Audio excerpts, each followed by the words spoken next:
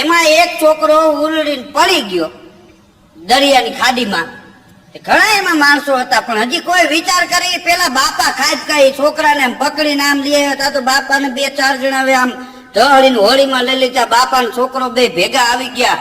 એ કાંઠે પૂગ્યા. જે અધિકારીનો એકનો એક દીકરો પડી ગયો હતો અને એને આ બાપાએ બચાવી લીધો. એ અધિકારીએ તો બાપાને ત્યાં રોકી દીધા. હાઈ જે મોટું ફંક્શન ગોઠવું. હા, નહીં કે આ બાપાને જેટલું આપવું એટલું ઓછું છે. 1 લાખનો ચેક તો આ બાપાને આપણે કેસ આપવો આજ ને આજ. એ બધા પ્રવચન કર્યા. ઘણા માણસો હતા, જીવ બધાને વાલા હોય, પણ પોતાના જીવને જાતો કરવા બાપા તૈયાર થઈ ગયા. એટલે આ સાહેબ 1 લાખ રૂપિયાનો ચેક આ બાપાને આપશે. અને આ પ્રસંગ વિશે બાપા 2 શબ્દો કહે. તે બાપા ઉભા થયા. એ બધી વાત રેવા દ્યો, મને ધક્કો કોને માર્યો?